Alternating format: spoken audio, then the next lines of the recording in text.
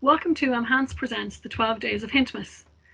On the 7th day of Hintmas, the GP gave to me the option to save my settings when I enter purchase ledger payments.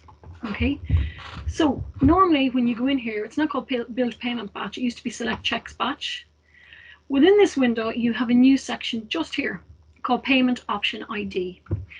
And you can save different payment options ID. So what would those kind of things be? Well, let's say you do a GBP payment run, a Euro payment run, and a USD payment run. You could create the settings for each of those and select them each time you need to go in and do a payment run. What kind of things can we select? Well, let's have a look. So I'm going to have to create a batch first. Do I want to add the batch? More on batches later. Save that. I already have some set up in here, so let's have a look. So I've got one in here, NZC. This is where the class ID is from UC to UC. So that's just one restriction that I had saved.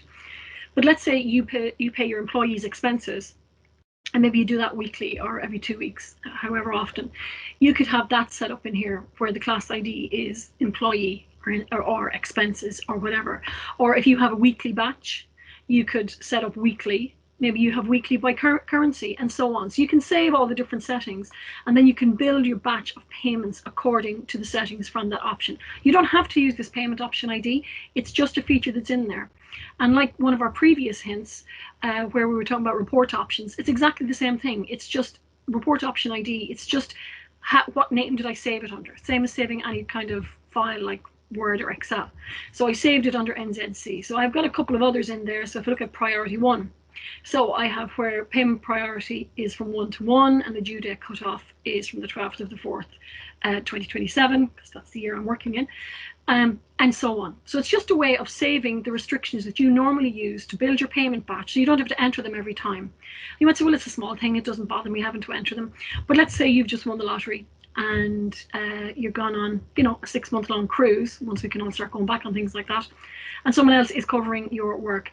Your instructions to them, you wouldn't have to include how to enter ranges and so on. All you'd have to do is say, select payment priority ID, priority 1, payment option ID priority 1, and when you pick that, just hit build batch. So it makes giving instructions a lot simpler. So I hope you get some use from that. Thanks for joining us today for our hint, and hope to see you back tomorrow.